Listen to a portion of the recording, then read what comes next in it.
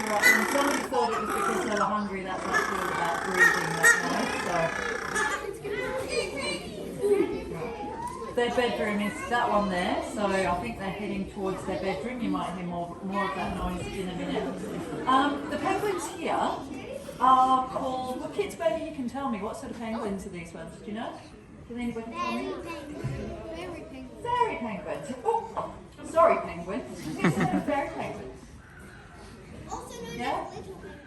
Well done. Also known as little penguins. Well done, penguin genius. So, little penguin, fairy penguin, one more name. What colour are they? Black and white. They're blue. They're blue. Well done, they are. They're blue. I know it looks black, but if you see them when they come over here into the sunshine in the pool, have a look at the feathers on their back now. Can you see how blue they look?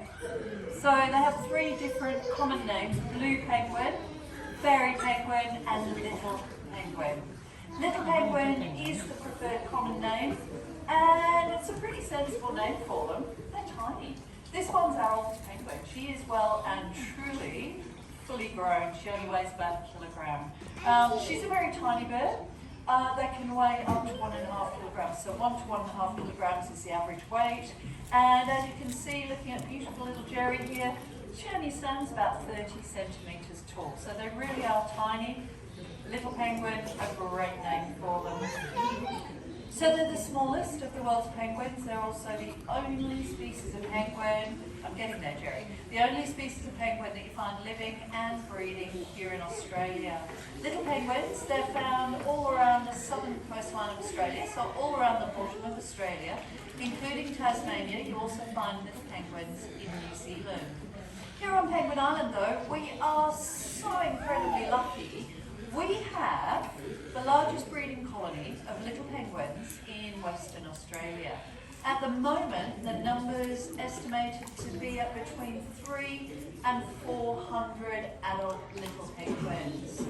Has anybody here today been lucky enough to spot a wild penguin on the island? Anyone seen any as you walked around? Anyone had a walk around and seen a wild penguin? Nobody? You did? Well done you. How many did you spot?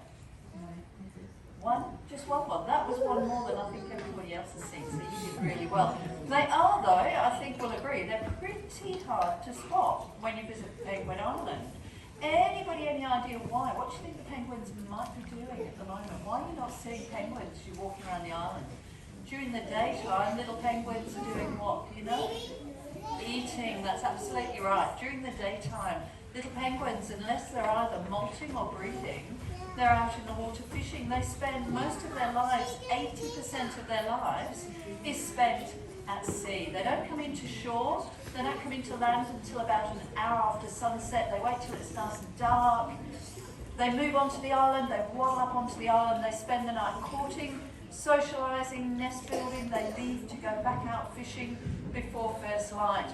They don't come onto land every single night. Quite often, our little penguins will spend a good week, sometimes longer, out at sea without needing to come ashore at all. So it is very, very hard to spot them when you visit Penguin Island during the daytime.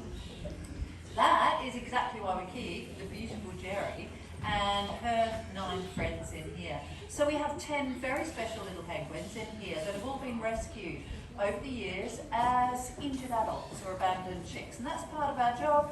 Every now and then we do have to care for rescued penguins. We take very, very good care, of course, of any rescued birds until we're able to release them. That's our aim. It's also the best part of our job, and we're generally successful. It is really rare we have birds we can't release. The ones in here, unfortunately, have all been deemed unsuitable for release. It's really unlikely any of the birds you see in here would survive in the wild. Little Jerry here, she doesn't swim for her fish because she can't find it. She's blind in one eye. Penguins normally have very, very keen eyesight. They see better underwater than above the water, and they rely on their eyesight to find their fish. Little Jerry was found many years ago now tangled up, really badly tangled up in fishing line. She couldn't swim, her flippers had been pinned into her sides by the fishing line. She was quite badly injured, the fishing line had cut through her skin and her flesh. If that were not enough, there were still fish hooks attached to the fishing line. One of those fish hooks got her in the eye. She's been blind in that eye ever since. So Jerry definitely wouldn't have survived had we released her. She would almost certainly have starved to death. We have a penguin in here called Kevin, who is our naughtiest penguin, a bit of an infamous penguin, Kevin. And Kevin is here because Kevin doesn't actually think he's a penguin, he's pretty sure he's a person. Kevin is a 6-year-old penguin who doesn't like swimming. He won't swim for his fish, apart from Jerry, all the rest of them swim for their fish. Kevin, at 6 years old, should have had little penguins, little grand Kevins by now, but Kevin still thinks we're his mum/dad. And now he's all grown up, he also thinks we might make good partners for him as well. So Kevin definitely wouldn't have survived. They've all got very different background stories, very different reasons for being here. The result for all these ones is the same, though they wouldn't survive in the wild. We look after them really, really carefully in here, and in return for that, they do the most important job on the island. They're here so that you as visitors can get close up to little penguins, you can get some great photos, you can learn a bit about them. They're pretty amazing animals, really fascinating, unique little birds. And I think possibly best of all, you can see penguins swimming.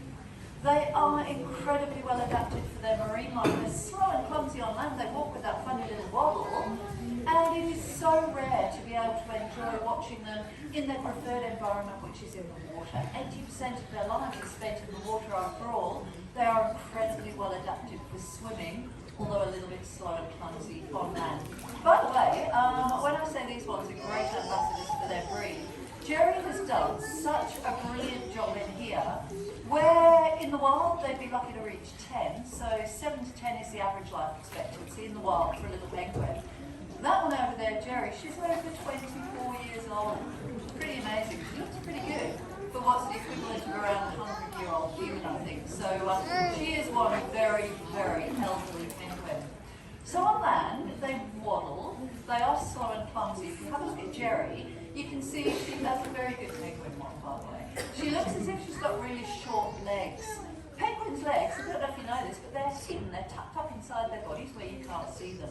Their legs are also placed well back on their bodies, and you might have noticed that penguins